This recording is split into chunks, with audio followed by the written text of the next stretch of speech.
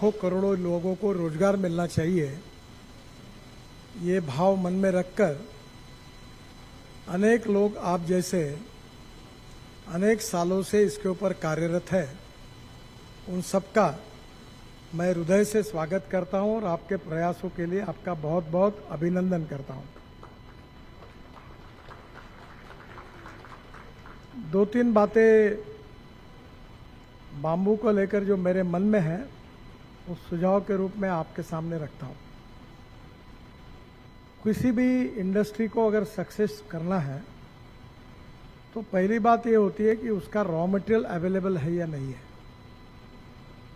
दूसरी इंपॉर्टेंट चीज़ है उसकी प्रोसेसिंग कॉस्ट कितनी है। तीसरी इंपॉर्टेंट चीज़ है इसके लिए प्रूवन टेक्नोलॉजी है कि नहीं है। और चौथी बात जो होती है जो फिनिश प्रोडक्ट है, सुले कहते इकडे समोर समोर जो फिनिश प्रोडक्ट है उसकी मार्केटेबिलिटी है कि नहीं है। ये चारों इकडे समोर इथे कोच ये हमारे सबको ये बात जब तक हम ठीक से नहीं समझेंगे तब तक ये हमको यश नहीं मिल सकता। अब जैसे उदाहरण के लिए नुमालीगढ़ में हमने बाम्बू से इथेनॉल बनाया तो वहाँ के एमडी मेरे पास आए थे। तो नुमालीगढ़ से बांग्लादेश में पाइपलाइन डाली गई जिसमें पेट्रोल और डीजल जाता है। तो मैंने उनको कहा कि 20% पेट्रोल में जो बाम्बू से इथेनॉल बनेगा वो अगर आपने डाल दिया और बांग्लादेश भेज दिया तो एक्सपोर्ट भी हो जाएगा, बांग्लादेश में पेट्रोल की कॉस्ट भी कम हो जाएगी, आसाम नॉर्थ ईस्ट में बाम्बू काटना लाना ये रोजगार भी तैयार हो जाएगा और एक प्रकार से प्रदूषण भी कम होगा। तो ये सब बातें जब जुड़ जाएगी तो सक्सेस स्टोरी बन सकती है। अभी जो फैक्ट्री डाली गई नुमालीगढ़ में उसकी कैपिटल कॉस्ट बहुत ज़्यादा है। ये मिसेस शुक्ला करके EIL की MD है, उन्होंने इसको डिज़ाइन किया है। तो उनको मैंने बुलाया, उनसे कल से मेरी बात हुई और उन्होंने मुझे कहा कि अभी कैपिटल कॉस्ट कैसे कम हो सकती है, हम नेक्स्ट प्रोजेक्ट में कर पाएंगे। तो पहली बात तो ऐसी है कि कोई भी चीज़ को मार्केट चाहिए, प्रूवन टेक्नोलॉजी चाहिए, इकोनॉमिक वायबिलिटी चाहिए और मार्केटेबिलिटी चाहिए। अब आप में से अनेक लोग बाम्बू की चेयर्स तैयार करते हैं, कुर्सियाँ तैयार करते हैं, मैं देखता हूँ, पर मैं तो कोई एक्सपर्ट नहीं, पर मैं इतना समझता हूँ कि जो डिज़ाइन बना हुआ है वो मार्केट में क्लिक नहीं होगा। आपको ऐसे डिज़ाइनर्स को यूज़ करना चाहिए, ऐसे सुंदर डिज़ाइन बनाना चाहिए कि ग्राहक उसको तुरंत ले ले। तो पहली बात, जो बाम्बू पे काम करते हैं वो खुद ही डिज़ाइनर बन जाते हैं, ये मत करो। हर चीज़ का एक्सपर्टाइज होता है। बाल काटने वाला बाल काटता है, उसको अगर शेप बना दिया तो गड़बड़ होती है। मैं मुंबई में एक ताज लैंडस्टाइन होटल में जाता था, मैं अपने पत्नी को लेके गया, चाइनीज़ रेस्टोरेंट है। तो वहाँ एक डेविड करके शेफ है, हांगकांग से आया।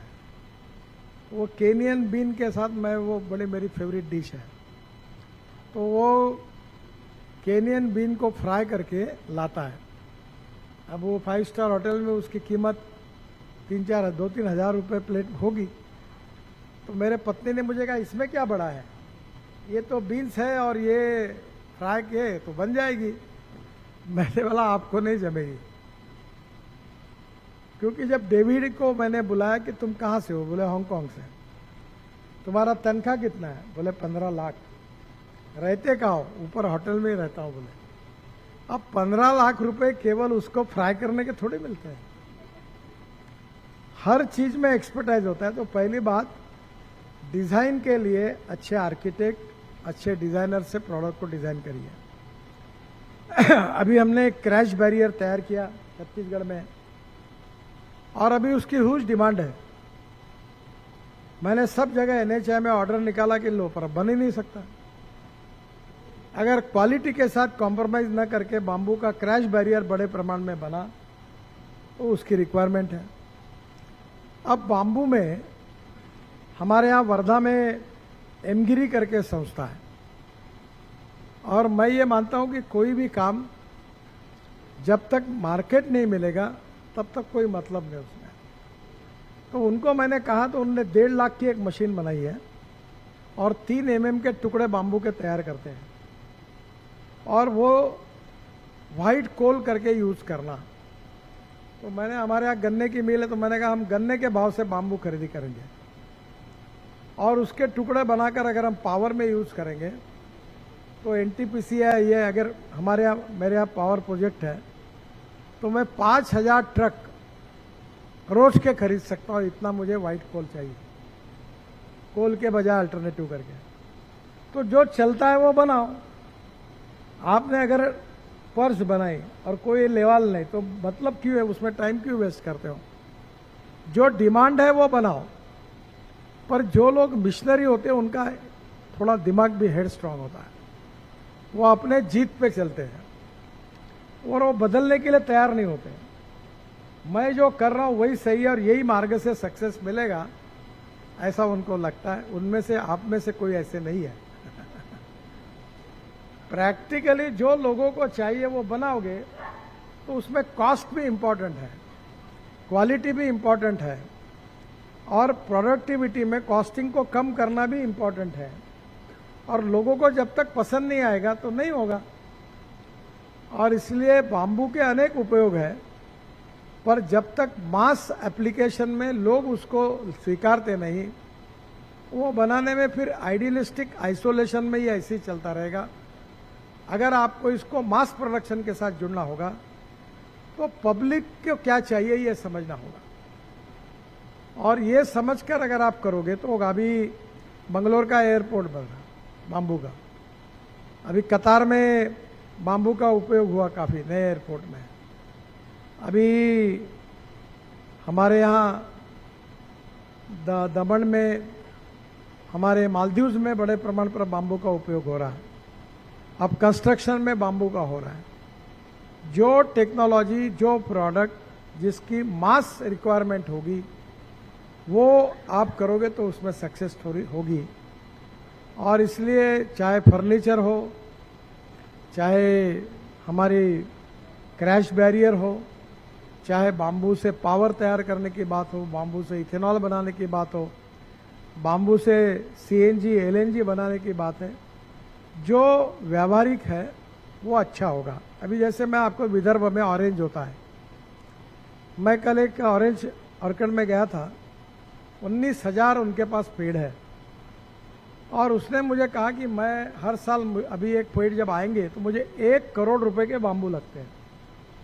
तो मैंने उसको कहा कि तुम एक काम करो, तुम्हारे वेस्ट लैंड पर और कंपाउंड जो है उसके बाम्बू क्यों नहीं खुद लगाते और तुम तुम्हारा खुद का बाम्बू यूज करो। आज सुबह मेरे पास फॉरेस्ट डेवलपमेंट कारपोरेशन के एमडी आए थे और उन्होंने कहा कि चंद्रपुर में अभी 50,000 टन बाम्बू को फ्लावर आ गए, वो हमको निकालना पड़ेगा। तो बाम्बू में कौन से अगरबत्ती के लिए उपयोगी में, कौन सा कपड़े के लिए उपयोग में, कौन सा आचार के लिए उपयोग है, कौन सा फर्नीचर के लिए, कौन सा क्रैश बैरियर के लिए, उसकी प्रोडक्ट में कौन सा व्हाइट कोल करके यूज किया जा सकता है। मेरे को ऐसा लगता है कि लोगों की एक्सपेक्टेशन और चॉइस और आपका प्रोडक्ट और प्रोडक्शन, इसके में जब तक डिमांड एंड सप्लाई का तालमेल नहीं होगा तब तक बाम्बू सक्सेसफुल नहीं होगा। और इसलिए लोगों को क्या चाहिए ये देखकर आप करिए। अगर मार्केट मिल जाएगा तो ये दौड़ने लगेगा, फिर कोई किसी की जरूरत नहीं है। तो मुझे लगता है जहां डिमांड है वो पूरी करने के बारे में हम लोग आगे आए और इस इंडस्ट्री को बनाए। इसका प्लांटेशन, इसकी स्पेसीज, अब बाम्बू को ग्रास करके तो कोई परमिशन लगती नहीं है। तो मुझे लगता है कि आने वाले समय में इसमें जो IITs है, डिज़ाइन सेंटर्स है, वो और अच्छा काम उसमें करें और पॉपुलर पब्लिक एक्सेप्टेबिलिटी जिसकी है वो चीज़ें तैयार करके हम आगे आएंगे तो बहुत अच्छी इंडस्ट्री बनेगी। आप में से अनेक लोग इसके लिए प्रयास कर रहे हैं। मैं आपको बहुत बहुत शुभकामनाएं देता हूं और हमारे देश में आप सबके सहयोग से कम 50,000 करोड़ की बाम्बू की इंडस्ट्री बनाने के लिए हम कोशिश करें। ये टावरी जी आए बीच में, मैंने बाम्बू की जर्सी, बाम्बू की अंडर पैंट, बनियन बहुत सुंदर बनी थी। वो प्रोडक्ट क्लिक हो सकता है। अभी बाम्बू के टूथपेस्ट बनाए, ब्रश बनाए हुए, तो मुझे लगता है कि जो पब्लिक जिसको चॉइस करेगी उस चीज को बनाना चाहिए। तुम ये बात का आग्रह मत रहो कि मैं ऐसी बनाऊंगा, तो बनाते बनाते भंगार में जाएगी, कोई लेगा नहीं, तुम्हारा नुकसान होगा। पब्लिक को क्या चाहिए, कौन सा प्रोडक्ट सिलेक्ट कर रही है, ये पब्लिक डोमेन में जब तक चॉइस लेकर आप काम नहीं करोगे तो सक्सेस, और निश्चित रूप से भविष्य में आप सब लोगों को सफलता मिलेगी। उसके लिए मैं शुभकामनाएं देता हूं और मेरी बात को समाप्त करता हूं। मुझे और 2 सेमिनार में जाना है। फिर से एक बार आपको बहुत बहुत बधाई, धन्यवाद।